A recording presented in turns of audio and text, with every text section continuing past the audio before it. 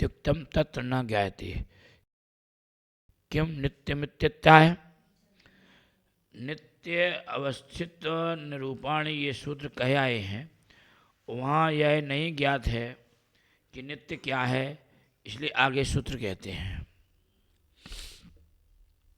नित्यावस्था निरूपाणी सूत्र बोल के आए थे, वहाँ क्या नित्य है क्या नहीं है।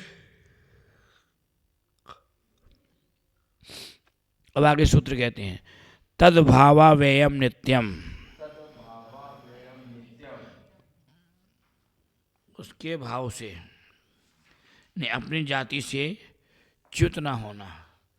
तद्भावा जो उसकी जाति है जिस द्रव्य की, अपनी जाति से च्युत न होना, अपनी जाति को नहीं छोड़ना, उसका नाम नित्य है।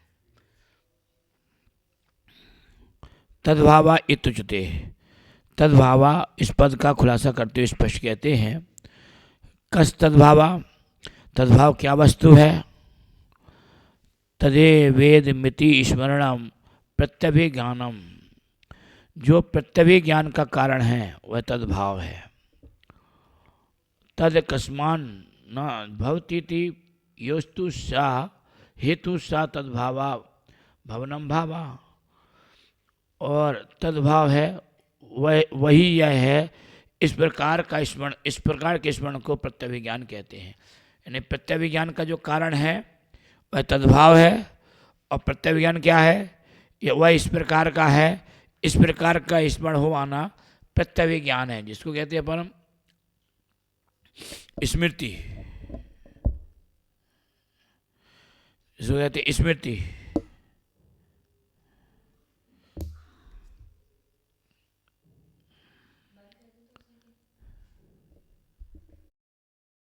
तो जो है प्रत्यभिज्ञान है वह इस प्रकार का स्मरण, इस प्रकार का स्मरण है वह प्रत्यभिज्ञान है। जैसे उदाहरण के लिए देखें तो कोई दिगंबर मुनिराज जा रहे हैं और उनको सामने से तो नहीं देखा फेस से, लेकिन पीछे से जाते हुए देखा, तो उनके चाल से, उनके स्वरूप से देख करके ऐसा लगा जैसे कोई मुनिराज पहले देखे थे वही मुनिराज दिख रहे हैं हमको। तो इसका नाम है प्रत्यभिज्ञान।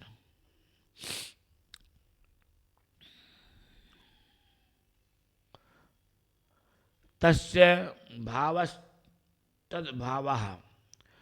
वह उस प्रकार का भाव वही तद्भाव है।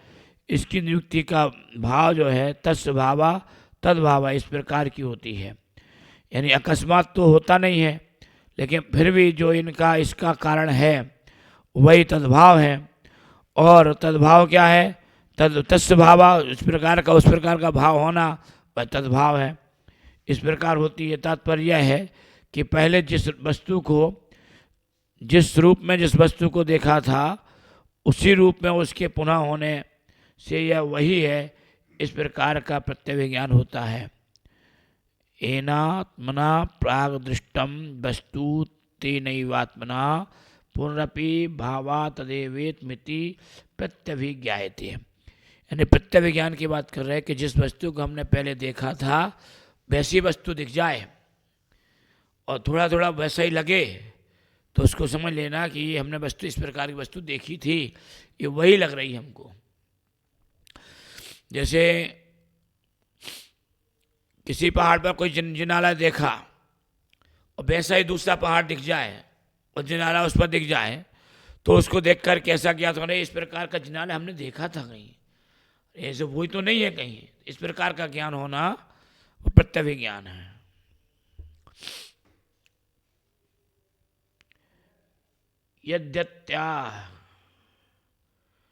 यद्यत्यंत निरोधो भी नौ प्रादुर्भाव मात्रमेव वा स्यात् ततः स्मरणानुपपत्ति।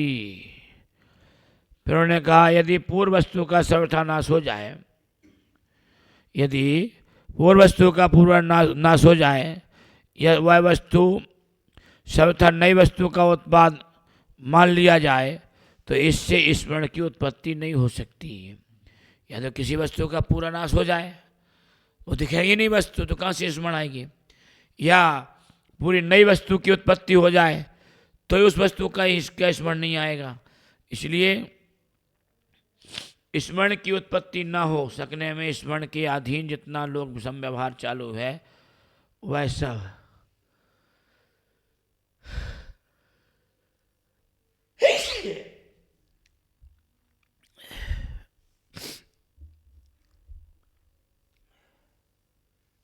तदहीनो लोक व्यवहार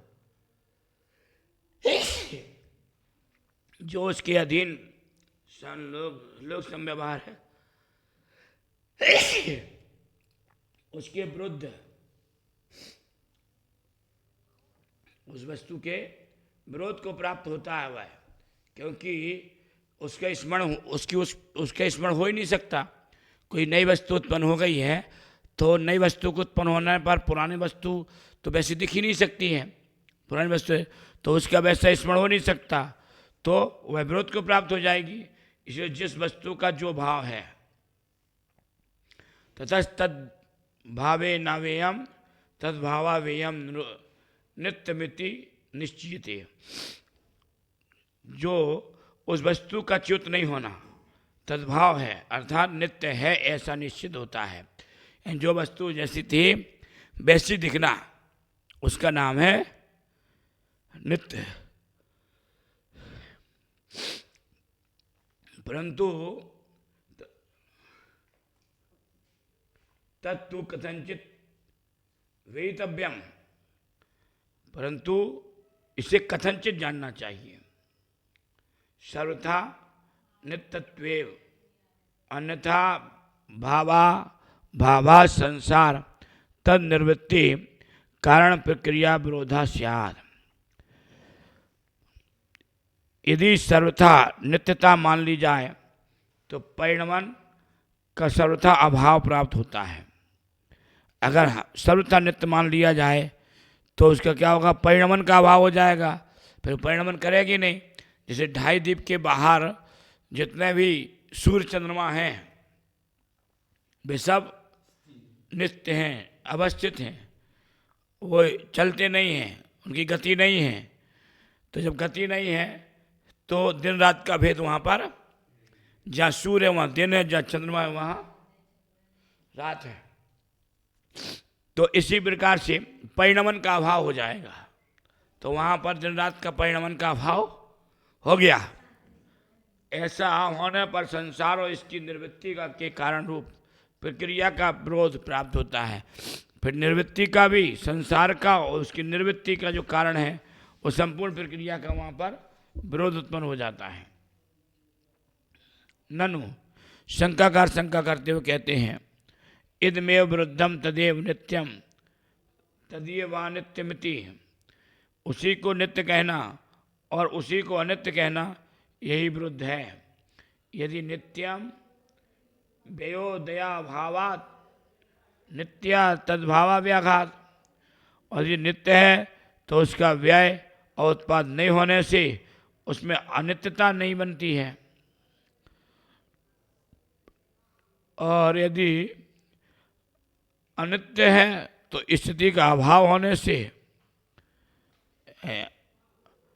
अनित्यमेव स्थित्य भावान नित्यता व्याघात इति। यदि वस्तु अनित्य है तो स्थिति का अभाव होने से नित्यता का व्याघात होता है। नैतत् विरुद्धम, नित्यता और नित्यता का एक साथ रहना कोई विरोध नहीं है, क्योंकि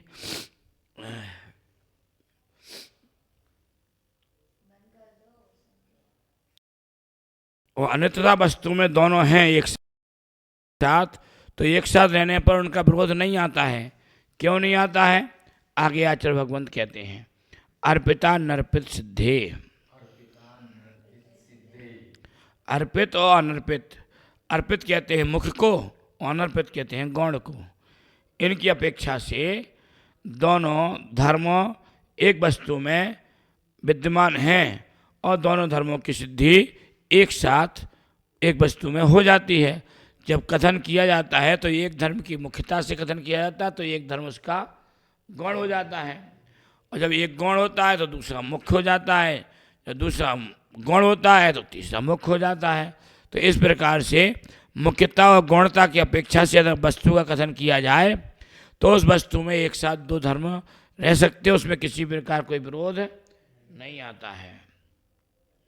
अनेकांतात्मकस्य वस्तुनः प्रयोजन वशाद्यस्य कस्य चिद धर्मस्य विवक्षया प्रापितम प्राधान्यमर्पित मुपनीत मिति यावत।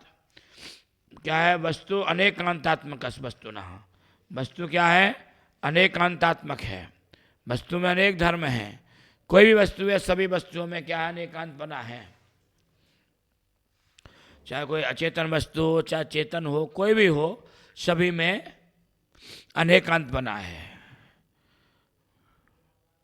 किसी वस्तु में आप लोग अनेकांतपना घटाएंगे क्या?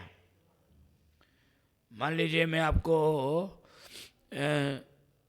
ये शांतिनाथ भगवान की प्रतिमा है, और शांतिनाथ भगवान की प्रतिमा में अनेकांतपना घटाओगे?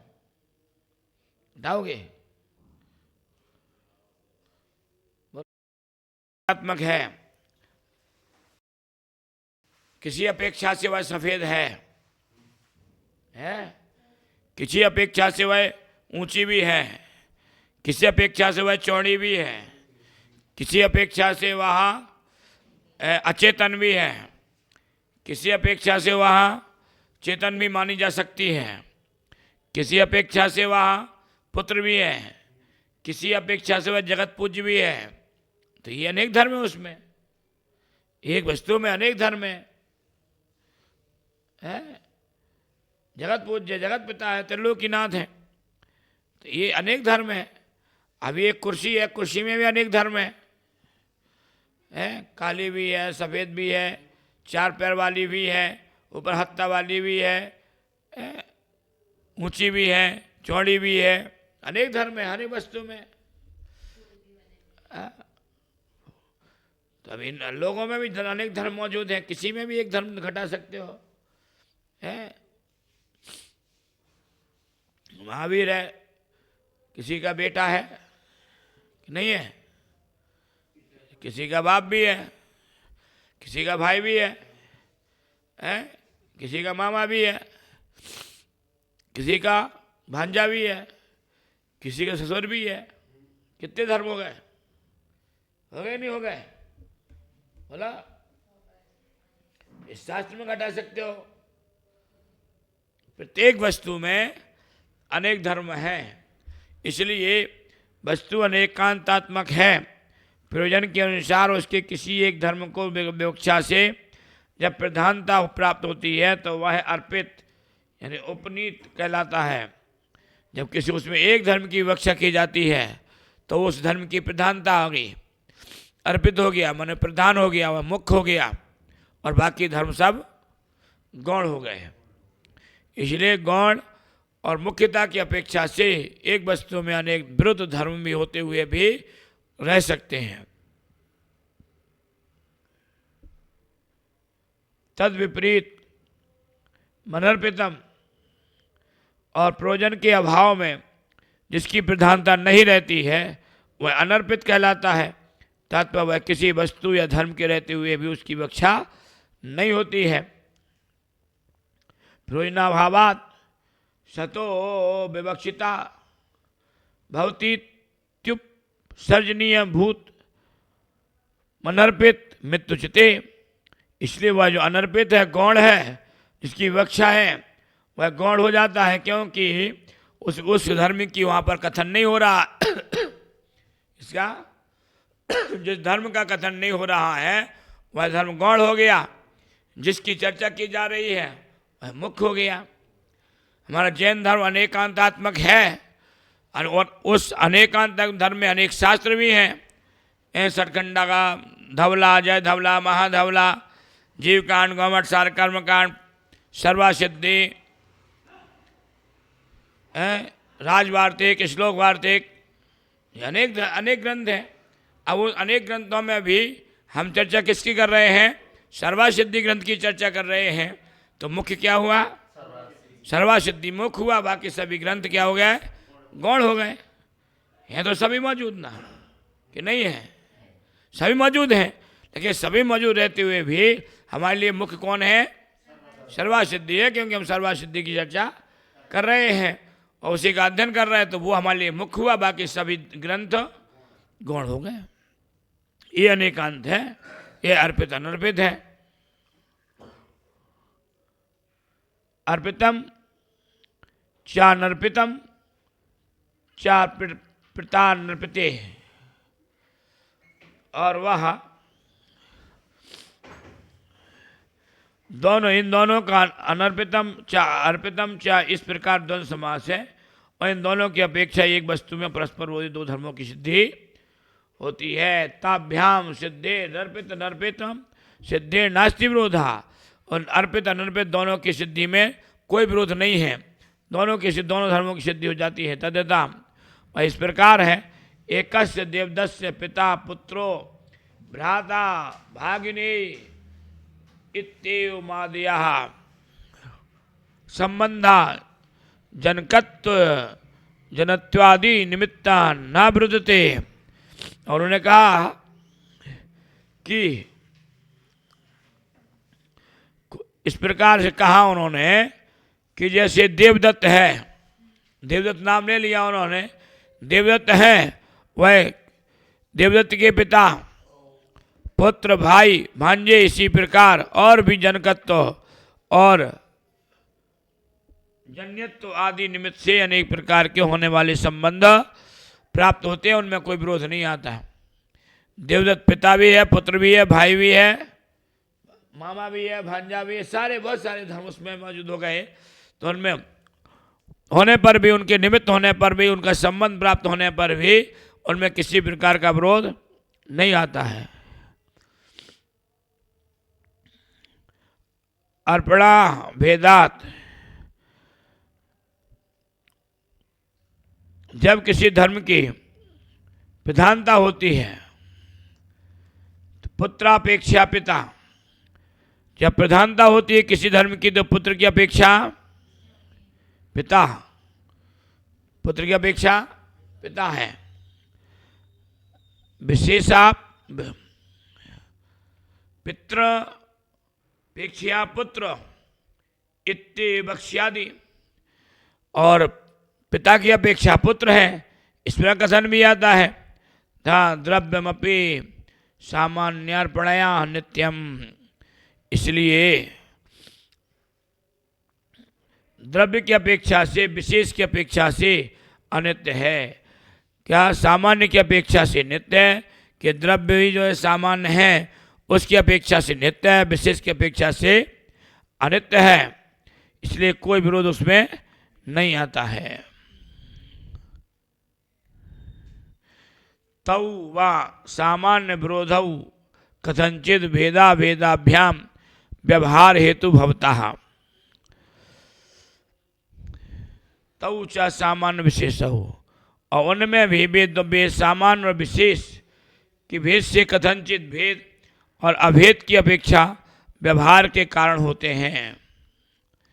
अत्राह है, कहते हैं, सतो अनेक व्यवहार, सतो अनेक नए व्यवहार तंत्रत्वात् उपपन्ना भेद संघातेभ्या सताम स्कंधात नोत्पत्ति।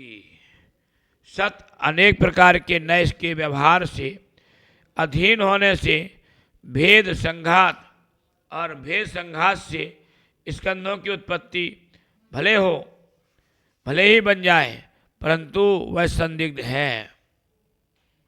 इदम तो संदिग्धम किम संघाता संयोगादेव द्वयणुकादि लक्षणों न भवति, क्योंकि वह इदम तो संदिग्धम, यह परंतु यह संदिग्ध है कि क्योंकि वह दो अणु अधिक लक्षण वाला संघात संयोग से ही प्राप्त होता है। उत कश्चित विशेष अवधृतेति, तो उसमें कोई विशेषता है इस प्रकार की धारणा बनने पर प्रश्न करते हुए कहते हैं, उच्चते आचार्य भगवंत कहते हैं, सती संयोगे बंधादेकत्व परिणामात्म घात संघातो निष्पद्यते। संयोग के होने पर एकत्व परिणामन रूप बंध किसी संघात की उत्पत्ति होती है। जब संयोग होता है, संयोग होने पर एकत्व बना आता है, और जब एकत्व बना आता है तो उसमें जब परिणमन होता है बंध की अपेक्षा से, तो बंध की अपेक्षा से परिणमन होने पर उसमें फिर संघात की उत्पत्ति हो जाती है। स्कंद की उत्पत्ति किससे हुई? मिलने से। दो आदि अणु मिलने से संघात हुआ। मिलने को क्या कहते हैं? संघात कहते हैं। और टूटने को भेद कहते हैं। तो दो आदि अणु उसमें किसी परमाणु के मिल गए तो उनके मिलने से संघात हुआ, और संघात की वहाँ उत्पत्ति हो गई। किसके द्वारा? दो अणुओं के परिणमन करने से। दो अणुओं जब परिणमन किया है तो परिणमन करने से ही उसमें संघात की उत्पत्ति हुई है। अगर वे अणु परिणमन नहीं करेंगे तो संघात की उत्पत्ति नहीं होगी। और आगे शंका फिर कहते हैं,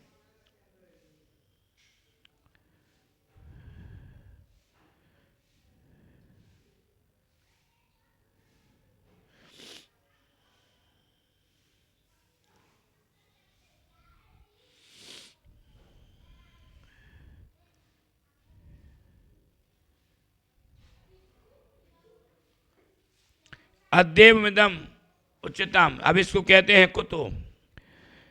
इसको कहते हैं कि किस प्रकार से?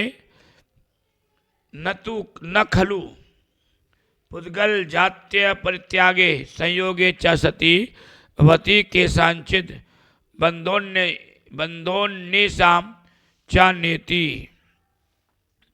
उन्होंने कहा खलु माने वास्तव में बतलाई वास्तविकता में कि जो पुद्गल जाति की जो परित्याग है, जो पुद्गल है वह पुद्गल जाति के होकर के भी उनका संयोग होने पर किन्हीं का बंध होता है और किन्हीं का नहीं होता है।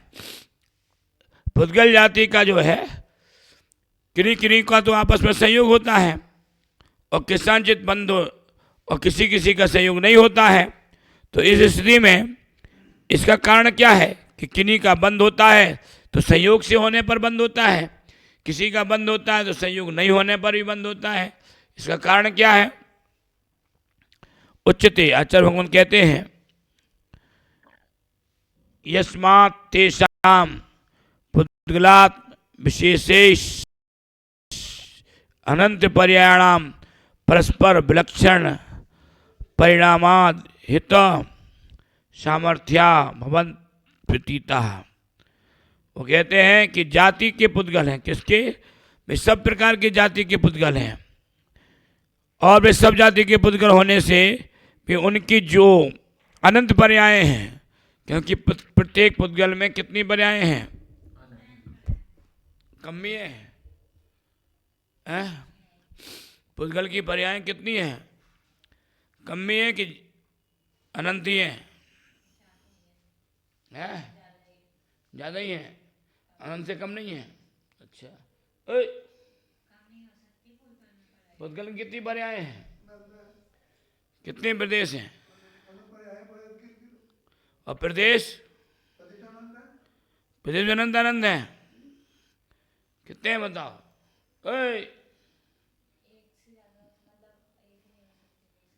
कितने प्रदेश हैं?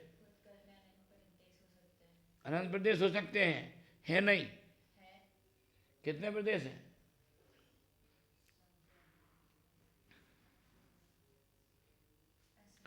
पुद्गल में कितने प्रदेश हैं?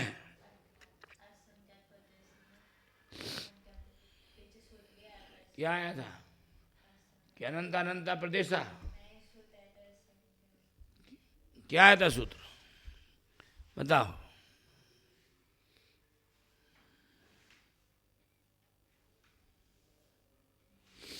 संख्याश अंता प्रदेशा पुद्गला, संख्यात असंख्यात और अनंत प्रदेश पुद्गल में होते हैं। आकाशस्यानंता संख्या संख्याश्चनंता, ये पुद्गल के प्रदेशों का आया था। मिल गया। एक दो असंख्यात एक दो नहीं, संख्यात असंख्यात और अनंत। हाँ, इसी प्रकार से पुद्गल में अनंत पर्याय हैं। प्रदेश संख्यात हैं, असंख्यात हैं और अनंत हैं, लेकिन पर्याय क्या हैं? अनंत हैं। और उनका परस्पर में विशेष रूप से परिणमन होता रहता है। विशेष अनंत पर्याणाम, उन विशेष पर्यायों का परस्पर में विलक्षण परिणामाद, उनका विलक्षण रूप से, विशेष रूप से उनका आपस में अलौकिक रूप से, बिना किसी के बताए, बिना किसी के परिणमन कराए बिना भी स्वतः ही उनमें परिणमन होता रहता है। इसलिए उस सब से जो सामर्थ्य उत्पन्न होती है उसमें ऐसा ही प्रतीत होता है। सामर्थ्या भवती थी, उसमें सामर्थ्य उत्पन्न होती है परिणमन करने की। प्रत्येक प्रदेश में, प्रत्येक परमाणु में सामर्थ्य मौजूद है, और सामर्थ्य मौजूद होने के कारण से प्रत्येक द्रव्य में परिणमन विशेष रूप से होता रहता है। और अनंत पर्याय हैं। अनंत पर्यायों में कई पर्याय विरोध में भी आती हैं, माने विरोधी धर्म की भी होती हैं, लेकिन फिर भी सब एक दूसरे से मिल करके बस कथन वही होता है, किसी पर्याय का मुख्यता और किसी पर्याय की गौण। तो जब गौण मुख्यता के कथन के अनुसार परिणामों को है, गौण माने समाप्त नहीं होता, गौण माने समाप्त नहीं होता है। इंग्लिश में कहते उसको निगलेक्ट, गौण माने निगलेक्ट करना है, यानी उसको अनदेखा कर देना है। हिंदी में कहते हैं अनदेखा कर देना है। क्या कहते हैं उसको? अनदेखा कर देना। गौण माने अनदेखा कर देना, कुछ पर्यायों को अनदेखा कर दिया, कुछ को प्रधान कर दिया, ऐसा। निग्रुचत्वाद बंधा। अब आगे कहते हो बंद कैसे होता है उन पुद्गलों का आपस में, तो उन्हें बंद करने के लिए उन्होंने आगे सूत्र कहा है, स्निग्ध रुक्षत्वाद बंधा। स्निग्ध और रुक्ष इनके द्वारा बंद होता है, स्निग्ध के द्वारा और रुक्ष के द्वारा। रुक्ष माने रूखा, और स्निग्ध माने चिकना। जैसे कोई बालक या कोई व्यक्ति नहा धो करके और साबुन से नहा लिया उस व्यक्ति ने, और नहा करके वह धूल में, मिट्टी में बैठ जाए, तो उससे धूल चिपकेगी? नहीं चिपकेगी, क्योंकि रूखा है। और यदि वह व्यक्ति तेल लगा करके बैठ जाए तो क्या होगा? आटे की मिल में कोई तेल लगा के पहुंच जाए तो क्या होगा?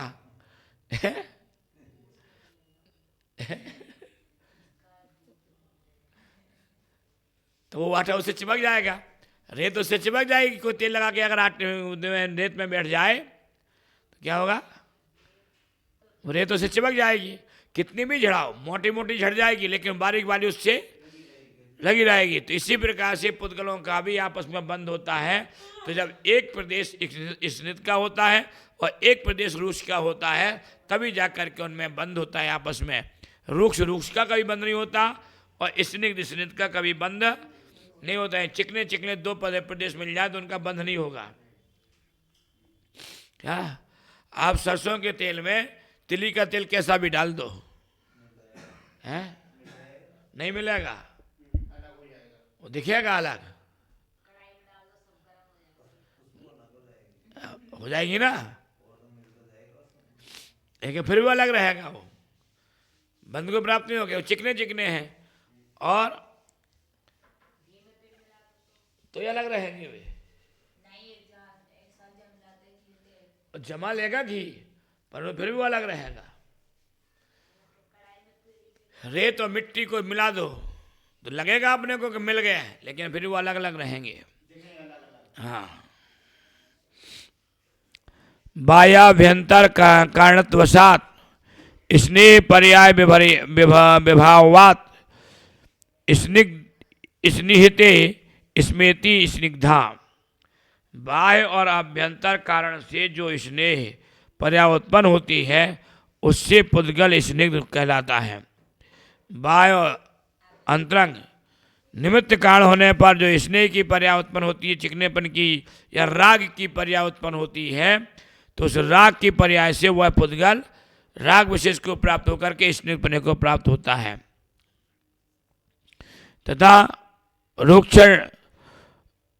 रूक्षणानु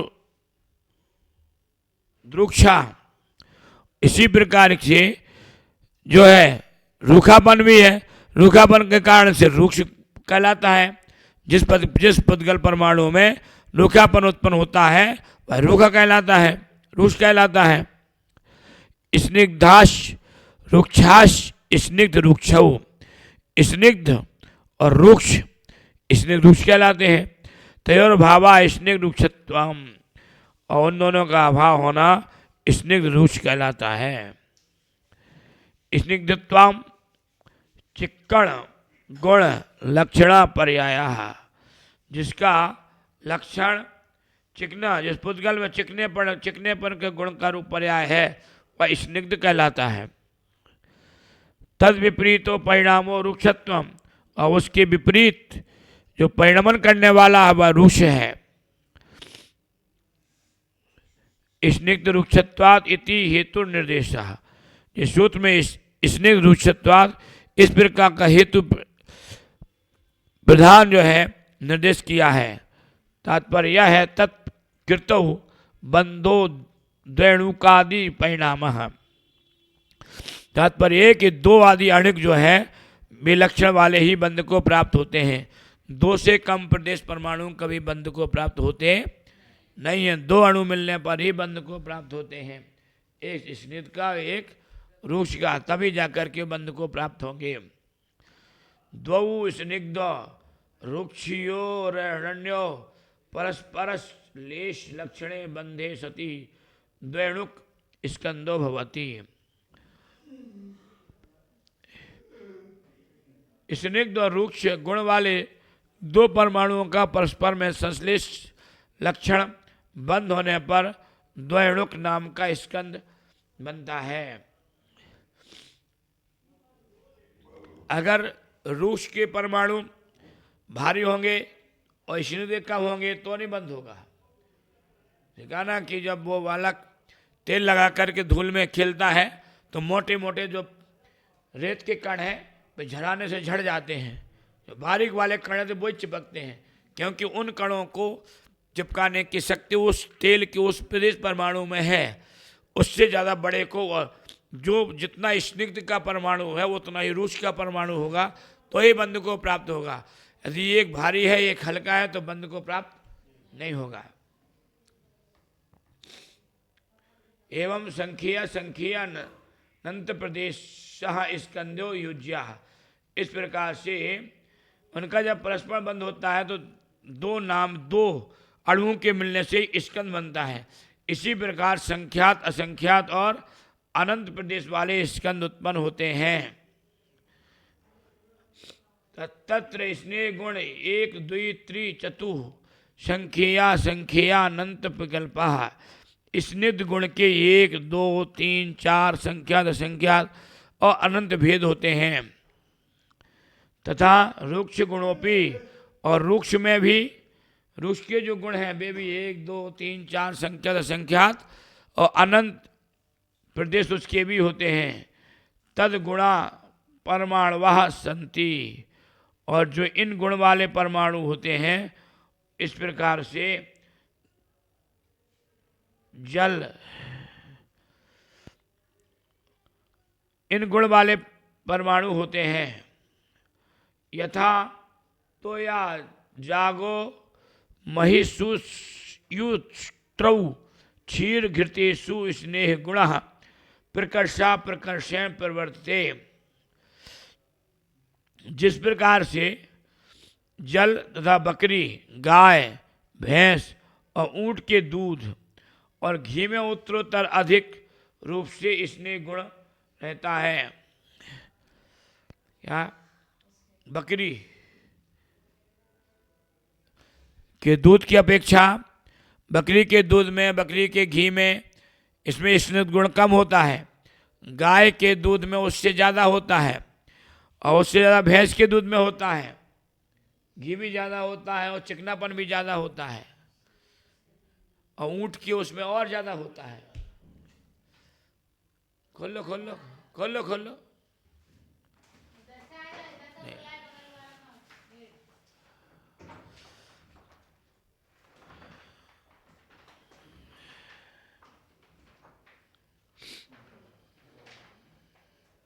तो